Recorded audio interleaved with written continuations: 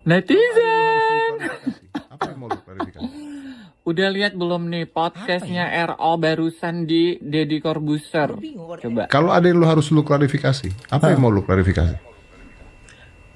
Apa ya? Gue bingung kalau tanya begitu. Karena kalau gue mau klarifikasi, gue gini. Yang gue mau itu waktu ketemu anak. Itu doang. Tok. That's it ya. Jadi Assalamualaikum warahmatullahi wabarakatuh. Kembali lagi di Surah Pentol. Hanel reaksi yang kali ini akan membahas kisruh Ruben Onsu dan Sarwendah, terutama soal perjuangan Ruben untuk bisa lebih mudah bertemu anak-anaknya. Belakangan, pernyataan Ruben dalam podcast Deddy Corbuzier kembali menjadi sorotan. Ia mengungkap bahwa persoalannya menurut dia sebenarnya sederhana, ingin dipermudah bertemu anak-anaknya. Tapi ternyata persoalan ini justru melebar ke berbagai isu lain, mulai dari masa lalu, keluarga, sampai berbagai tudingan yang ramai di media sosial. Yang menarik, setelah Ruben buka suara, muncul pula penjelasan dari pihak Sarwendah dan berbagai reaksi dari publik. Lalu, sebenarnya apa yang sedang terjadi? Dan menurut saya, ada beberapa bagian dari cerita ini yang justru jauh lebih dalam daripada sekadar konflik antara mantan suami dan istri. Tonton videonya hingga usai, karena saya akan memberikan komentar cukup panjang di bagian akhir video. Yuk kita tonton videonya. ikutin yang sudah menjadi peraturan Pengadilan.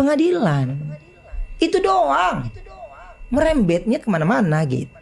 Jadi makanya kalau dari gue, mau ya udahlah. Nggak bisa lah anak. Ini Bos. iya, Gimana kan ada lu? anak. Gue ada kata lu ngatain gue apa juga bodo amat. Intinya dia itu memang hak untuk anak dari awal. Tuh, Serkewes. Terus pintar nih dia di sini podcastnya. Pas nih, betul. Jadi rangkumannya dalam podcast ini adalah dia pertama-tama itu menceritakan tentang beban hidup yang berat, terus rasa kekecewaan tentang karyawan, terus harddisk hilang. Pokoknya awal-awal ini masih tentang kantor. Terus mulai masuk tentang hal orang yang dibantu tapi mengkhianati. Terus bentuk rasa kekecewaan terhadap si Sarkawi, katanya sering nelpon di mobil ada anaknya. Dia gagal menjadi seorang ayah. Terus ekspresi kepada mulut seseorang yang dibantu tapi fitnah. Terus bentuk kekecewaan terhadap perilaku seseorang yang dibantu. Pokoknya ini tuh lebih ke dia kecewa pada orang yang pernah dibantu tapi ikut memfitnah dia. Siapa itu? Coba netizen mulai bekerja. Sebelum Dokcin menayangkan rangkuman dari podcastnya terbarunya Koko RO di Deddy Corbuzier, ya, Close the Door, Dokcin thanks God ya, Koko RO memilih untuk menjadi tamu di Close the Door-nya Deddy Corbuzier ya, podcastnya, dibanding podcast-podcast yang lain. Bukan berarti podcast-podcast yang lain tidak baik, tapi kan ada lebih baiknya untuk vibe dan persona seperti Koko memang harus datang ke podcast yang memang diperhitungkan ya, dengan orang yang mengerti dan sudah bergelut lama di bidang entertain. Contohnya seperti kayak Bang Deddy Corbuzier ya. Contohnya kalau yang kemarin itu yang mengenal banget lah setidaknya sisi Koko RO, seperti kayak Nanda Persada juga bagus. Thanks ya untuk Deddy Corbuzier untuk menghadirkan Koko RO. Segala macam pembicaraan, pertanyaan itu ngalirnya sangat-sangat enak, sangat-sangat seperti sahabat lama, sangat-sangat elegan, dan banyak hal yang kita bisa kutip dari sebuah pandangan hidup. Oke, ini cuplikan yang Dokcin udah kempal ya. Mudah-mudahan kalian bisa mempelajari dan hanya ingin pesan terhadap Koko RO ya. Koko RO, Koko Ruben tercinta, semangat dan sukses selalu. Ya, sukses intinya dalam memperjuangkan hak asuh anak. Yang Maha Kuasa selalu di samping Koko RO karena memperjuangkan sesuatu hal yang memang untuk kepositifan, memang banyak lika-liku. Amin ya rabbal alamin. Semoga lancar dan sukses perjuangan yang sedang diperjuangkan. Ini cuplikan rangkuman yang udah Dokcin satukan semua. Silakan nonton. Jadi hal perjuangan yang gue lakukan ini udah ngomongin hal terpahit, Mas. Apa maksudnya? Ini yang gue lakuin ini adalah hal terpahit sebenarnya. Okay. Jika memang ada temboknya, jika ini, gue tidak akan tekan itu. Ya, jadi tapi ini jejak digital ini akan tahu anak gue ada seorang ayah yang pernah berjuang untuk sama dia. Jadi bukan gue nggak mau temuin dia, itu terpaksa gue lakukan. Even gue kalah pun, ya minimal akan ada hari yang diputuskan kan. Iya dong pasti. Dong. Iya, sebenarnya kalau ikutin dari yang awal udah beres. Ya bener. Lu tanya gue nih sekarang, gue ada rasa nggak percaya diri gitu di mata anak gue tuh, ada rasa nggak percaya diri. Kenapa? Ada satu anak ada anak gue Talia itu, dia tahu bagaimana suasana itu. Oke. Ya, teriak-teriak di dalam mobil, terima telepon, wah ngatain gue gitu. Ketika tutup telepon, itu rasa gue cuman gini, gagal gue. Oh shit. Gue ngomong apa? Jadi bukan anak nggak tahu, anak udah tahu. Gue mau istilah gimana? Apa salah? Gue cuma mau yang gue minta ini apa hal yang sulit. Tapi giliran gue ada keterlambatan bayar, ini lepas tanggung jawab, ini di mana? Wah, bener-bener lu rendah-rendahnya. Ada nih, ya, yang ngatain gue lagi nih kemarin nih. Tapi alhamdulillah ada positifnya, akhirnya gue semakin keluar ngatain gue. Weh, gitu. Bilang si kata dia gitu. Gara-gara ya kan? Ya. Ya, itu setelah itu pisahnya kenapa sama lu? Siapa? Ya orang itu. Ya memang udah gue ngurangin karyawan. Dan masya Allahnya gue nggak, dia kalau setiap gue ada pengajian, ada kajian, dia ikut bantu. Dia ikut bantu juga. Sampai gue bilang, jangan nanti lu disangka orang. Nanti dipengaruhi oleh Ruben. Salah lagi. Lu bilang katanya ntar lu dipaksa gue masuk Islam. Salah lagi. Nggak ada. Gue nggak ada. Bahkan kalau lagi minggu gue nggak ada kegiatan ya, terus Onyo mau ke gereja ya, lu tau kan orang pada libur nih, di rumah cuman gue doang sama dia. Gue anterin dia ke katedral, kan dia Katolik. Ke katedral, gue ke Istiqlal. Iya kan seberang-seberang. Dia sore. Ada lorong di bawah lagi Iya, kan. dia sore di katedral. Ya gue belum asar, ya gue tunggu di situ. Dan dia tahu bapaknya di masjid. Jadi Nyo, ini muternya lumayan. Jadi Ayah butuh 5 menit deh. Ayah baru muter. Jadi jangan Onyo udah keluar baru itu ya, karena Ayah nggak parkir di gereja. Oke. Gue gak bisa hidup deh. Lu kasih gue tantangan nih, gue seminggu nih gue 200.000 gue hidup. Gue juga hidup. Gue juga hidup. Ini kalau ya ini menjadi tayangan buat suatu saat buat mereka gitu ya. Ini adalah hal yang ya pertama minta maaf gitu, maaf untuk situasi yang terjadi. Tapi yang pasti ini semua adalah terpaksa. Salah satu cara Ayah cuman ingin bersama-sama kalian. Jadi mudah-mudahan ya kalian diberikan kesehatan ya, kalian diberikan kekuatan, dan dalam doa Ayah sendiri, nama kalian udah selalu nomor 1 untuk Allah jaga dimanapun kalian berada. Terus bahagia Ben. Ya, sama-sama. Thank you. Let's close this. Kamu mau cerita apa dari aku? Aku ada semua. Ayo, aku udah setengah gila nih. Ada orang yang pernah lu bantu. Iya. Terus nyikat lu juga. Sikat bleh. Ikut ngatain. Iya. Mantap lah. Kenapa begitu? Karena duit dari orang lain atau karena apa? Nggak ngerti. Ada. Lu bayangin. Ada nih, ya, yang ngatain gue lagi nih kemarin nih. Tapi alhamdulillah ada positifnya, akhirnya gue semakin keluar ngatain gue. Maaf punten izin ya, bantu bacain. Saya sadar ada ucapan dan sikap saya di ruang publik yang tidak tepat. Untuk itu saya minta maaf dan berusaha memperbaiki diri. Saya sadar usaha saya belum cukup. Sebagai seorang ibu, saya berusaha menjaga mental saya, menjaga anak-anak, dan menahan banyak luka dari pernikahan saya yang dulu agar keadaan tidak semakin buruk. Jujur, hari ini saya lelah. Bukan karena saya tidak memiliki bukti, tetapi karena saya masih berharap semua ini bisa diselesaikan tanpa harus saling membuka luka di depan publik. Namun setelah beredar video yang tidak disertai konteks yang utuh, saya merasa perlu menjelaskan apa yang sebenarnya terjadi, karena selama ini publik yang meminta saya menunjukkan bukti agar publik dapat melihat peristiwa secara lebih utuh. 4 Maret 2024 jam 21:20 video ini berawal saat masa sewa rumah di Pondok Indah akan berakhir. Karena kondisi keuangan saat itu, saya mengusulkan agar kami kembali ke rumah lama.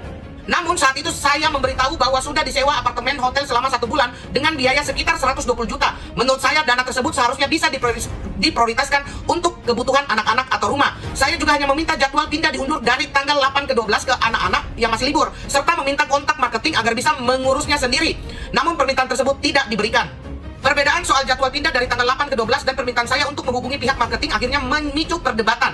Di tengah pembicaraan tersebut, suasana memanas, beliau membanting pintu dan percakapan berubah menjadi pertengkaran. Disitulah emosi saya akhirnya meledak. Kemarahan yang terlihat di video bukan muncul karena persoalan tanggal pindah semata, melainkan akumulasi dari banyak hal yang selama ini 11 tahun ini tidak pernah benar-benar bisa saya sampaikan. Sebagai pasangan, saya tahu juga banyak kekurangan ini membuat saya selama 11 tahun memilih mendiam banyak hal dan berusaha memahami keadaan, termasuk saat kondisi keuangan beliau yang sedang sulit ketika nafkah anak-anak sudah tidak diberikan selama sekitar 3 bulan dan pembangunan rumah baru terhenti. Saya tetap mencoba mengerti. Dan di saat yang sama saya juga mengetahui kembali hal yang pernah melukai kepercayaan saya di masa lalu, dan saya mengungkapkan perselengkian beliau di video itu. 2017 saya mengetahui adanya perselengkian. Saat itu beliau mengakui kesalahan, meminta maaf dan berjanji untuk berubah. Saya melihat betapa kerasnya beliau berjuang, ya. Saya melihat betapa kerasnya beliau berjuang mencari nafkah dan membangun keluarga kami. Karena itu saya memilih untuk tetap bertahan dan berharap semuanya benar-benar bisa berubah. Namun kepercayaan itu kembali runtuh oleh perselengkian beliau yang berikut. Saat kondisi keuangan keluarga sedang sulit, tetapi saya mengetahui ada pengeluaran dalam jumlah besar untuk perselengkian itu. Reaksi saya dalam video tersebut memang salah dan saya tidak membenarkannya. Di satu sisi saya masih menyayangi keluarga saya. Di sisi lain saya melihat keluarga yang saya perjuangkan hancur di depan mata saya. Dan saya tidak bisa berbuat apa-apa untuk menyelamatkannya. Sejak kejadian itu beliau meninggalkan rumah dan tidak pernah kembali. Itu adalah konteks masalah di video tersebut. Video yang saya bagikan hari ini bukan untuk membuka luka lama, tetapi untuk memberikan konteks atas satu-satunya momen ketika setelah 11 tahun memendam semua sendirian yang saya akhirnya tidak sanggup lagi. Satu permohonan saya, apapun yang terjadi di antara kami, jangan libatkan anak-anak. Ini semua kesalahan saya. Saya pernah mencintai, saya pernah percaya, saya pernah memperjuangkan keluarga ini dengan segenap hati, dan ternyata saya RO kena HIV. Benarkah ini fitnah akal-akalan setan? Nah, saya akan jawab pertanyaan ini menggunakan ilmu Niteni Saradiri. Saya Ridwan Sang, founder sekaligus penulis buku Niteni Saradiri, ilmu rahasia untuk menganalisa sisi dalam manusia. Sebelum kita lanjutkan video ini, pastikan kamu sudah menekan tombol love ya. Tekan sampai warnanya merah dan follow akun ini sekarang. Dengarkan apa yang saya ucapkan, pahami apa yang saya katakan. Dalam Serat Kalau Tidak disebutkan, lati iku bisa dari kembang, uga bisa dari landep, lidah bisa menjadi bunga, juga bisa menjadi pisau. Dan pisau paling tajam yang pernah ditusukkan ke RO, ini adalah isu yang muncul di awal Agustus 2026 ya. Tudingan bahwa dia mengidap HIV. Ini sebuah fitnah sadis yang gak cuma menyerang fisik ya, tapi juga martabat dan masa depan seorang ayah. Nah, di video ini saya akan bedah kasus ini untuk bisa memberikan pelajaran kepada publik dan sebagai pencerahan ya. Kalau kita flashback ya, jejak digital, kronologi fitnah ini dimulai dari sebuah kesalahan fatal yang hampir menghancurkan reputasi RO. Tanggal 1 Agustus lalu, kuasa hukum ini hadir di podcast curhat dari DS ya. Tujuan awalnya sederhana, ngebuktiin bahwa komunikasi RO dan S ini tidak pernah terputus. Nah, tapi di menit ke-56, kuasa hukum ini memperlihatkan layar di ponselnya. Ada tulisan yang terlalu kecil. Lalu netizen menggunakan AI ya, untuk memperjelas gambarnya. Nah, hasilnya sebuah transkrip yang menyebutkan kata-kata sudah tidak mengkonsumsi obat HIV lagi. Nah, dalam hitungan jam, fitnah ini menyebar seperti api di padang rumput yang kering. Nah, pertanyaannya, apakah ini benar-benar hasil AI yang akurat atau ada tangan-tangan yang sengaja memanipulasi narasi? Ting nganggo teknologi kanggo ngapusi bakal ketemu ing waktune. Oke, saya bongkar sesuatu yang belum diungkap di media manapun ya. Ini yang bikin fitnah itu runtuh dengan sendirinya. Nah, kuasa hukum ini kan nunjukin hasil tes laboratorium atas nama RO dari sebuah rumah sakit swasta. Hasilnya itu non-reaktif alias negatif. Dan yang lebih penting, tes ini dilakukan pada 2 Juli 2026, jauh sebelum isu ini viral. RO memang sudah mempersiapkan bukti ini untuk kepentingan pembuktian di persidangan. Bukan karena panik menghadapi fitnah ya, yang dilakukan oleh akal-akalan setan. Nah, pertanyaannya, kalau RO benar-benar mengidap HIV, kenapa hasil tesnya negatif? Kalau dia benar-benar mengidap HIV, kok dia bisa berangkat umroh ya? Itu tadi saudara ya, beberapa tanggapan-tanggapan tentang podcastnya yang ada di channelnya Mas Deddy Corbuzier. Dengan terus terang saja ya, Gua salut dan gua acungi jempol untuk Mas Ruben Onsu. Beliau benar-benar bisa menahan rasa sakit yang ada di dalam hatinya sampai saat ini. Akhirnya rasa sakit itu diungkapkan, gitu ya. Walaupun konon katanya banyak yang mengatakan, udah telat Mas, katanya. Ya memang seperti itu. Jadi berkali-kali berpikir Mas Ruben Onsu, apakah yang seperti itu pantas untuk diucapkan atau tidak? Apakah seperti itu pantas untuk dikatakan atau tidak? Jadi dipikir terlebih dahulu sampai sudah matang pola pikirnya itu. Dan Mas Ruben Onsu hebatnya, salutnya itu satu ya saudara ya. Beliau memiliki masalah yang segitu besarnya, tidak pernah mengadu kepada sesama manusia, tapi beliau langsung sholat tahajud dan mengadukan masalahnya itu ke Allah Subhanahu wa Ta'ala. Itu keren itu ya, keren itu. Jadi tidak tebar fitnah sana sini, tidak jelekin sana jelekin sini, tapi memendam rasa sakit yang sangat dalam dan hanya meminta pertolongan kepada Allah Subhanahu wa Ta'ala. Itu Mas Ruben Onsu, saudara. Tapi banyak sekali ya para jongos-jongos Sarwenda yang tidak suka dengan apa yang dilakukan Mas Ruben Onsu zaman sekarang ini ya. Di sini ada beberapa kata-kata dari para jongosnya Sarwenda yang sudah mengkritik Mas Ruben Onsu. Ini dia cuplikan videonya. Kesalahan saya terbesar lagi adalah waktu saya tidak punya uang yang dalam Ini benar-benar loh. Gue udah beberapa kali ketemu laki-laki yang seperti ini. Jujur gue bilang. Dan gue ngerasa enak, tau gak? Enaknya tuh dalam arti apa? Dia nggak sadar diri, dia diangkat dari mana gitu loh. Kecuali nih laki dulunya orang kaya. Kecuali dulunya nih laki orang kaya sehingga dia memperistri seorang perempuan nih. Diperistrilah si SW ini. Setelah dia diperistri si SW ini, apapun dia kasih sama si SW. Ya kan? Karena dia orang kaya, dia punya, dia ada. Sehingga dia memberikan apa yang dia keinginan bininya. Wajar karena dia punya, gitu kan? Dan dia dan ini perempuan ya, istrinya ini melahirkan anak dari dia. Tambah lagi kan, ya. Nah, akhirnya apa? Karena dia orang kaya, dia punya uang, dia berikan dong. Yang menjadi keinginan istrinya. Karena dia punya, benar tidak? Nah, pada saat si laki-laki ini usahanya jatuh ya, pada saat usahanya jatuh dan mereka itu kesusahan dan dia tetap terus melakukan apa yang menjadi rutinitas dia dulunya, apa yang menjadi keinginannya istrinya dikasih, keinginan anak yang dikasih gitu loh ya. Nah, itu baru salah. Itu baru itu baru bener penyertaan lu tuh gue dukung gitu loh. Karena apa? Ya. Karena dulu lu orang kaya, lu dulunya punya uang. Lu bahagiakan istri lu, anak bini lu, ya kan? Karena lu punya kan, lu bahagiakan lu istri. Tiba-tiba usaha lu jatuh. Udah tahu lu usaha lu jatuh, ya kan? Lu udah gitu, lu masih tetap ngasih anak bini lu dengan semampunya, dengan apanya gitu. Akhirnya apa? Akhirnya lu merasa diri lu tuh kok begini? Lah, itu kesalahan lu. Kesalahan lu itu yang lu itu mengajari sesuatu hal yang tidak baik kepada anak bini lu. Dan lu bisa menyatakan pernyataan seperti itu. Nah, lu diangkat dari mana?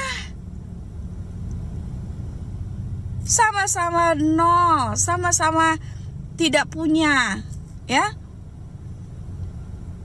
Sehingga doa anak bini lu ya didengarkan oleh Tuhan, sehingga lu menjadi sekarang ini dan lu menyatakan pernyataan seperti itu. Wahai laki-laki, bertobatlah kau. Ya, jangan besarkan egoismu. Karena apa? Karena kau sudah menyatakan bahwa dirimu lah yang bekerja keras tanpa hadirat Tuhan. Itu bahaya loh. Hati-hati. Ya. Kembalilah kepada firman Tuhan supaya hidupmu benar, supaya hidupmu diberkati dan sadar bahwa dirimu bukan siapa-siapa. hanya Tuhanlah yang berkuasa atas hidupmu. Dan anak binimu, ya, anak istrimu adalah tiang doa untukmu. God bless you.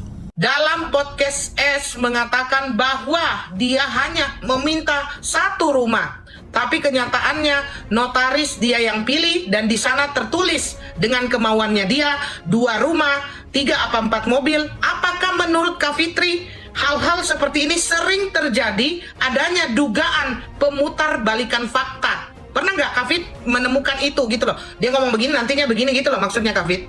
Ya pokoknya intinya apapun yang diperebutkan itu kan kepengen Wenda itu dia dapat semua, ya kan? Itu Tidak, kan. tapi di podcast dia bilang saya minta cuman 1 rumah. Ternyata kenyataannya Koko Hiro, 1 rumah itu kan masih terjadilah KPR, ya kan? KPR itu sebetulnya nggak ada masalah kalau nggak berisik, kalau nggak ribut dari kemarin, ada rentenir, ada apa. Mungkin sampai hari ini korban tuh masih bayar itu angsuran rumah itu.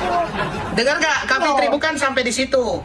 Ini saya cuman masalah kata-kata Kak Fit. Karena di podcast itu dia bilang begini, saya nggak minta, saya cuman minta 1 rumah. Catat ya.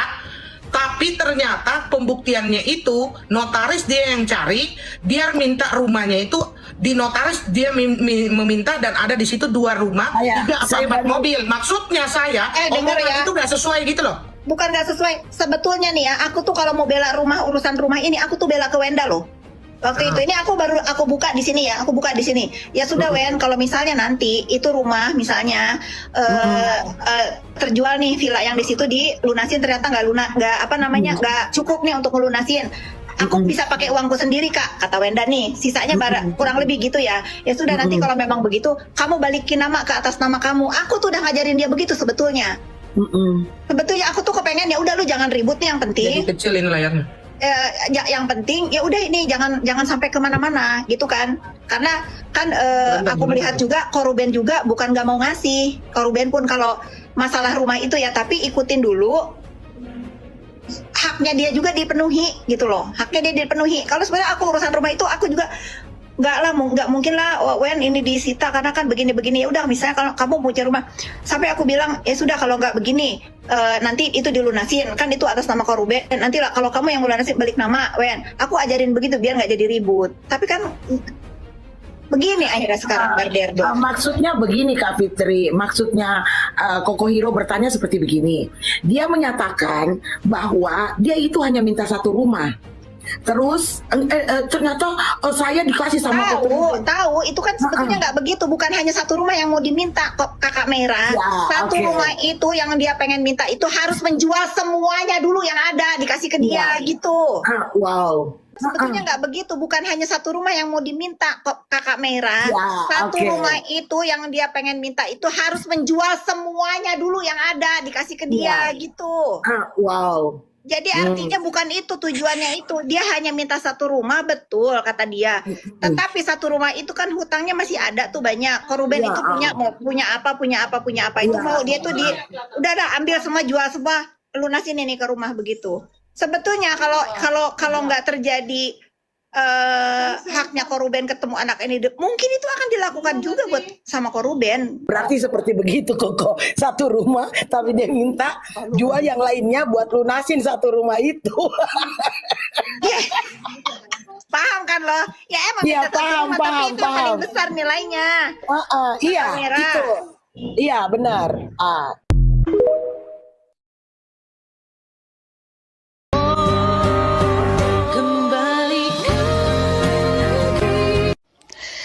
Para hadirin tamu undangan yang terhormat, sini dulu.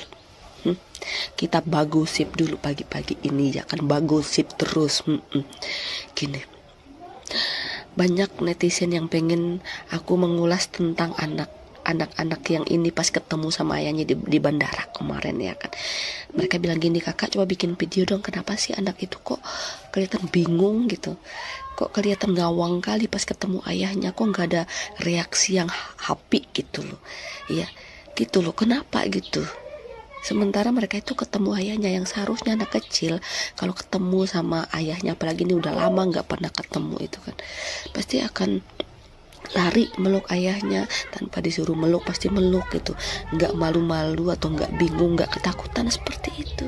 Sekarang nih kita cocok logikan nih sama statusnya si Betran kemarin yang lagi rame gitu kan, yang sudah aku taruh di status aku ya kan. Sementara mereka itu setiap hari didoktrin nih, ya kan, sama si wanita nggak tahu diri satu ini, didoktrin kalau ayah mereka tuh nggak perhatian, udah nggak pernah dinafkain lagi, ayah mereka kalian itu begini begitu, pokoknya kejelekan mulu yang masuk ke dalam pikiran dan hati nurani mereka. Jadi kebencian itu tuh sudah ditanamkan sama ibu yang brengsek satu ini, ya kan. Jadi otomatis anak itu bingung lah, ya kan. Sementara di situ disuruh peluk ayahnya sama si ibunya, ya kan, didorong-dorong gitu. Terus dia pura-pura ya anak-anak pengen ketemu, ini kado, dikasih kado pula si Onsu. Anak itu kan otomatis dia tuh, hah? Kok begini? Sementara di rumah dia bilang ayah gua tuh begini gitu, gak pernah dinafkain, gak dihiraukan, udah gak disayang lagi, udah gak dicinta lagi gitu loh. Jadi otomatis dia tuh bingung sama suasana saat itu, ya kan.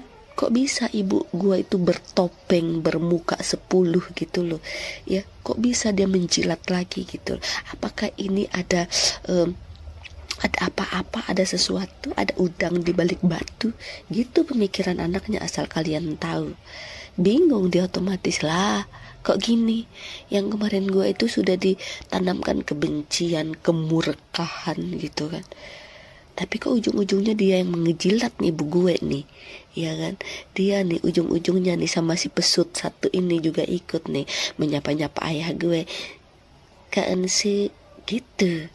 Bingung anak itu otomatis. Karena apa? Hasil dari doktrinan yang selama ini mereka terima.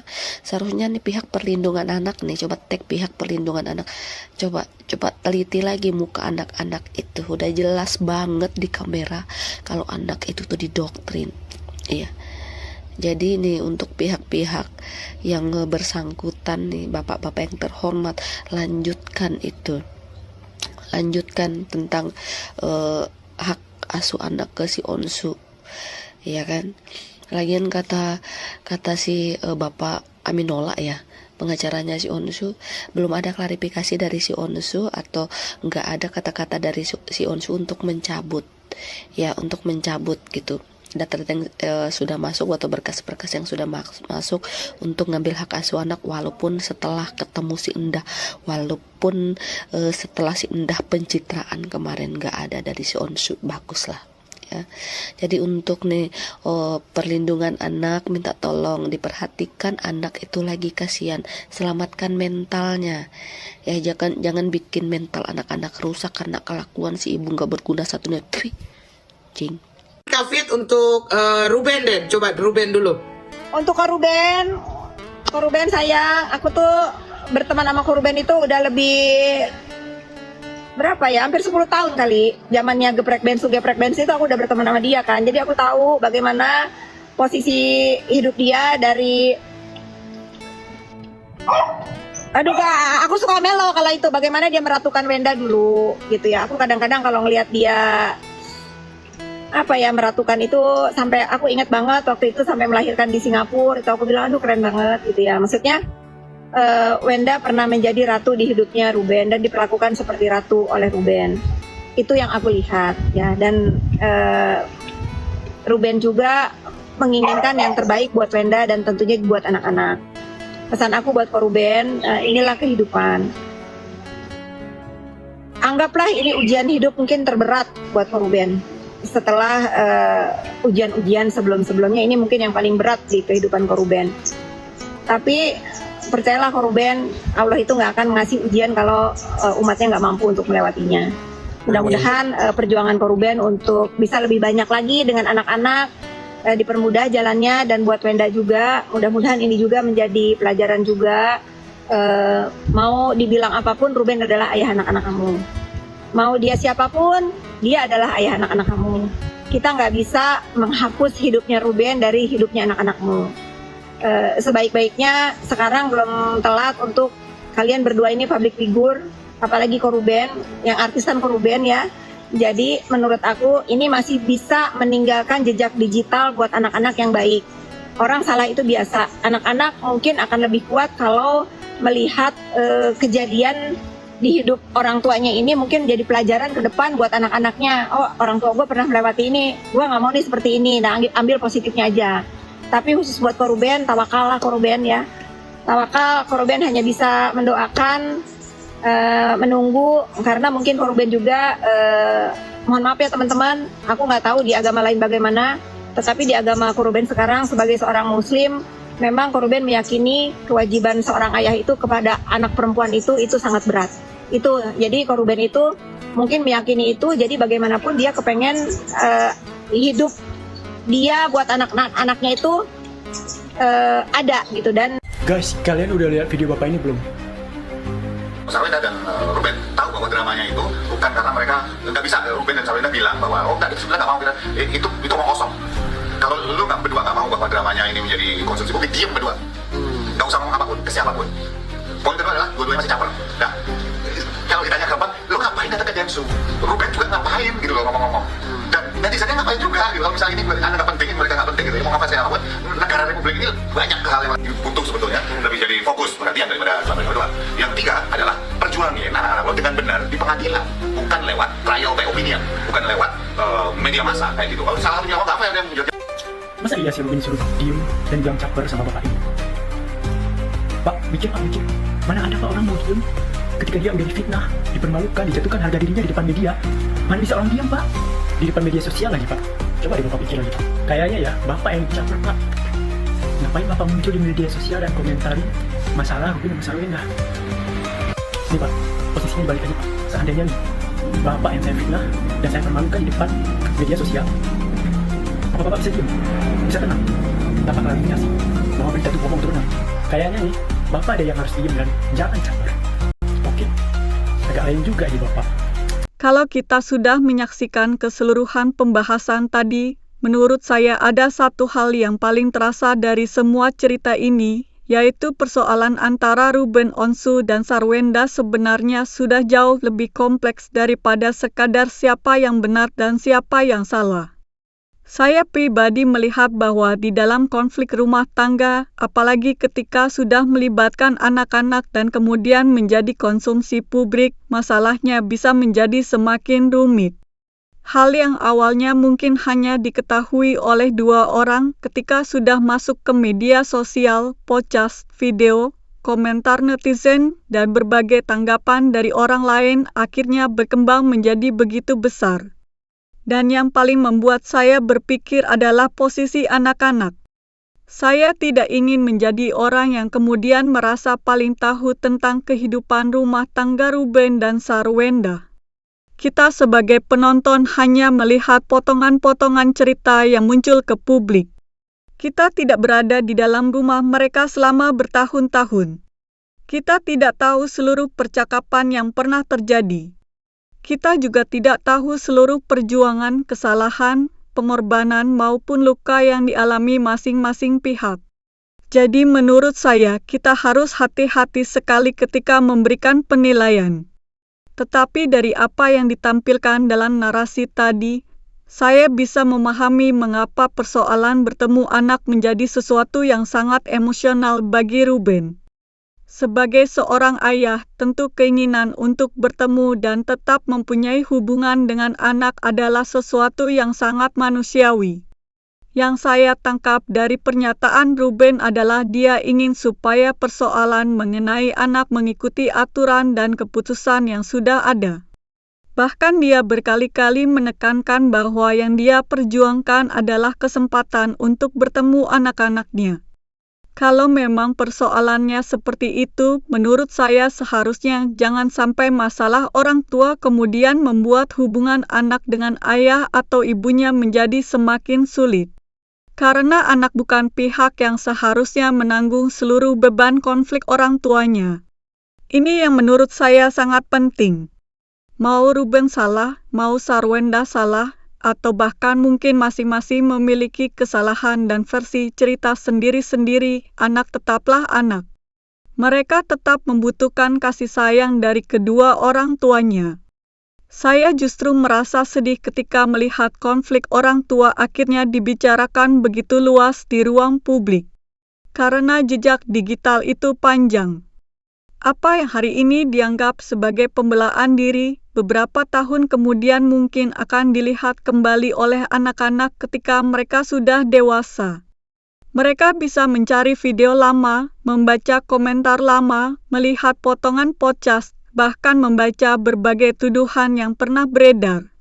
Dan ketika itu terjadi, saya berharap mereka tidak kemudian merasa bahwa mereka adalah penyebab semua masalah tersebut. Karena anak tidak pernah meminta untuk dilahirkan di tengah konflik orang tua. Saya juga melihat satu hal yang menarik dari pernyataan Ruben dalam podcast yang dibahas tadi. Dia mengatakan bahwa dirinya memilih untuk menahan banyak hal dan bahkan dan hal-hal yang menurut versinya telah melukai kepercayaan. Menurut saya, ini juga perlu dilihat secara proporsional. Jangan sampai karena kita bersimpati kepada salah satu pihak, kita kemudian langsung menganggap seluruh cerita dari pihak lainnya pasti bohong. Belum tentu. Bisa saja masing-masing pihak memang memiliki pengalaman dan sudut pandang yang berbeda terhadap kejadian yang sama. Satu orang merasa dirinya sedang berjuang mempertahankan keluarga. Pihak lain mungkin merasa dirinya sedang bertahan menghadapi keadaan yang berat. Dan dua-duanya bisa merasa terluka. Karena itu saya pribadi tidak mau ikut-ikutan menjadi hakim dalam persoalan rumah tangga mereka. Saya lebih tertarik melihat dampaknya terhadap anak-anak. Menurut saya, kalau memang ada masalah mengenai hak bertemu, hak asuh, jadwal pertemuan, atau persoalan lainnya, sebaiknya diselesaikan melalui jalur yang memang tersedia. Jangan sampai anak menjadi alat untuk memenangkan konflik.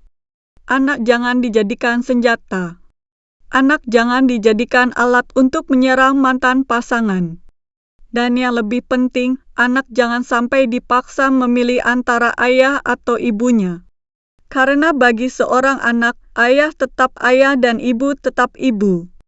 Mereka tidak seharusnya dipaksa untuk memikul konflik yang sebenarnya merupakan persoalan orang dewasa. Kemudian ada juga bagian narasi yang membahas berbagai tudingan dan informasi yang beredar di media sosial mengenai Ruben. Nah, di bagian ini menurut saya kita sebagai penonton harus ekstra hati-hati. Media sosial sekarang luar biasa cepat. Satu potongan video bisa dipotong lagi. Satu kalimat bisa dilepaskan dari konteks. Kemudian orang membuat kesimpulan. Setelah itu orang lain ikut menyebarkan. Dalam hitungan jam, sesuatu yang awalnya belum jelas bisa dianggap sebagai sebuah fakta. Termasuk soal tudingan kesehatan yang disebut dalam narasi tadi. Saya pribadi tidak mau ikut menyebarkan tuduhan tersebut sebagai fakta. Apalagi kalau informasi tersebut hanya berasal dari interpretasi tulisan yang belum jelas atau hasil pembacaan teknologi yang kemudian disebarkan oleh netizen. Menurut saya, untuk persoalan sensitif seperti kesehatan seseorang, kita harus jauh lebih bertanggung jawab. Kalau memang ada hasil pemeriksaan atau bukti resmi, biarkan bukti tersebut berbicara. Jangan sampai hanya karena ingin mendapatkan perhatian, seseorang kemudian menyebarkan tuduhan yang bisa merusak nama baik orang lain. Saya juga melihat bahwa fenomena seperti ini menjadi pelajaran bagi kita semua. Sebagai penonton, jangan mudah percaya hanya karena sebuah video viral. Viral bukan berarti benar. Banyak yang menonton bukan berarti faktanya sudah terbukti. Dan banyak orang memberikan komentar juga bukan berarti mereka mengetahui seluruh persoalannya. Kadang-kadang kita hanya mendapatkan 5 menit dari cerita yang berlangsung selama bertahun-tahun. Jadi bagaimana mungkin kita bisa langsung menentukan siapa yang paling benar? Menurut saya tidak sesederhana itu. Kemudian saya juga ingin memberikan apresiasi kepada pihak-pihak yang dalam narasi tadi mencoba mengingatkan agar Ruben tetap sabar dan menyerahkan sebagian persoalan kepada Tuhan. Saya setuju dengan satu hal, dalam kondisi seperti ini, emosi memang harus dikendalikan. Karena kalau dua orang sama-sama sedang terluka kemudian sama-sama ingin membuktikan dirinya paling benar, konflik tidak akan pernah selesai. Akan selalu ada babak berikutnya. Hari ini bicara podcast. Besok muncul video klarifikasi. Lusa ada komentar orang lain. Kemudian netizen membuat teori baru. Lalu ada lagi pihak lain yang ikut memberikan pendapat. Akhirnya masalah tidak pernah benar-benar selesai. Menurut saya, akan jauh lebih baik kalau pada satu titik kedua pihak bisa mengatakan, sudahlah, persoalan orang dewasa kita selesaikan sebagai orang dewasa. Anak-anak jangan dibawa-bawa. Saya tidak mengatakan itu mudah. Justru saya yakin sangat sulit. Apalagi kalau sudah ada luka, kekecewaan, rasa tidak percaya, dan berbagai masalah yang menumpuk selama bertahun-tahun. Tetapi kalau mereka benar-benar ingin memberikan masa depan yang lebih baik kepada anak-anak, saya rasa itu adalah sesuatu yang harus diperjuangkan. Saya juga berharap masyarakat jangan terlalu berlebihan dalam memberikan komentar. Kita boleh mendukung. Kita boleh memberikan pendapat.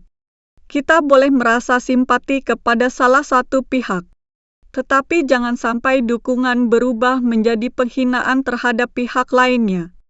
Apalagi sampai menggunakan kata-kata kasar dan merendahkan. Karena kita tidak tahu kapan kata-kata tersebut akhirnya kembali kepada anak-anak. Bayangkan ketika seorang anak suatu hari membuka internet dan melihat orang-orang yang tidak dikenalnya saling menghina ayah dan ibunya. Menurut saya, itu bukan sesuatu yang sehat. Jadi kalau saya boleh mengambil pelajaran dari semua yang kita lihat hari ini, pertama, jangan mudah percaya terhadap informasi yang belum terverifikasi. Kedua, jangan jadikan anak sebagai alat dalam konflik orang tua. Ketiga, kalau memang ada persoalan hukum, selesaikan melalui jalur hukum. Dan keempat, kalau kita sebagai penonton tidak mengetahui keseluruhan cerita, sebaiknya jangan merasa paling tahu.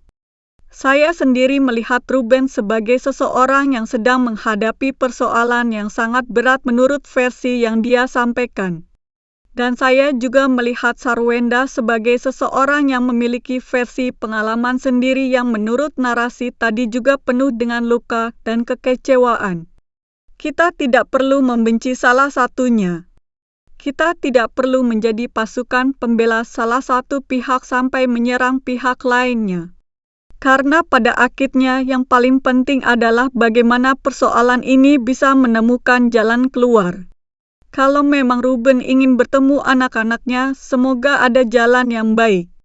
Kalau memang Sarwenda memiliki kekhawatiran tertentu, semoga bisa disampaikan melalui cara yang baik dan tepat. Dan yang paling penting, semoga anak-anak tetap mendapatkan kasih sayang, perlindungan, dan kesempatan untuk mempunyai hubungan yang sehat dengan kedua orang tuanya. Saya juga berharap semua pihak yang terlibat bisa berhenti sejenak, menarik napas, dan melihat persoalan ini bukan hanya dari sudut pandang dirinya sendiri. Cobalah melihat dari sudut pandang anak. Karena mungkin dari sana kita akan menemukan bahwa yang paling penting bukan siapa yang memenangkan perdebatan. Bukan siapa yang paling banyak mendapatkan dukungan netizen. Bukan siapa yang paling viral. Tetapi bagaimana anak-anak bisa tumbuh tanpa harus merasa bahwa mereka harus memilih salah satu orang tua. Itu menurut saya jauh lebih penting. Jadi untuk Ruben, kalau memang perjuangannya adalah untuk anak-anak, saya berharap tetap tenang, tetap sabar, dan tempuh jalur yang memang seharusnya ditempuh. Dan untuk Sarwenda, kalau memang yang diinginkan adalah melindungi anak-anak, saya juga berharap keputusan apapun yang diambil benar-benar mempertimbangkan kepentingan anak-anak dalam jangka panjang. Karena bagaimanapun juga konflik antara suami dan istri bisa berakhir. Tetapi hubungan seorang anak dengan orang tuanya adalah sesuatu yang bisa membekas seumur hidup. Dan untuk kita semua sebagai penonton, mari kita belajar untuk tidak menjadikan persoalan orang lain sebagai hiburan semata. Kita boleh menonton, kita boleh berdiskusi, kita boleh memberikan komentar, tetapi tetap gunakan akal sehat dan hati nurani. Jangan sampai karena terlalu bersemangat membela seseorang, kita justru menyakiti orang lain yang bahkan tidak kita kenal secara langsung. Pada akhirnya, saya pribadi hanya berharap persoalan Ruben Onsu dan Sarwenda ini menemukan titik terang. Semoga apapun yang sebenarnya terjadi di antara mereka bisa diselesaikan dengan kepala dingin. Semoga proses mengenai anak-anak berjalan dengan baik. Semoga tidak ada lagi tudingan yang tidak jelas. Semoga tidak ada lagi perang opini yang justru membuat suasana semakin panas. Dan semoga anak-anak mereka bisa tetap mendapatkan kasih sayang dari kedua orang tuanya. Karena bagi saya, ketika semua perdebatan sudah selesai, ketika semua podcast sudah tidak lagi viral, ketika semua komentar netizen sudah tenggelam, anak-anaklah yang tetap harus menjalani kehidupan mereka. Dan mereka berhak mendapatkan kehidupan yang tenang. Itulah komentar pribadi saya terhadap pembahasan kali ini. Kalau menurut kalian bagaimana? Apakah persoalan seperti ini sebaiknya dibicarakan secara terbuka di media, atau justru lebih baik diselesaikan secara pribadi dan melalui jalur hukum? Silakan tuliskan pendapat kalian di kolom komentar dengan bahasa yang santun. Jangan lupa, kalau kalian suka dengan video-video reaksi seperti ini, dukung terus channel Surah Pentol dengan subscribe, like, dan bagikan video ini kepada teman-teman kalian. Saya pamit. Wassalamualaikum warahmatullahi wabarakatuh.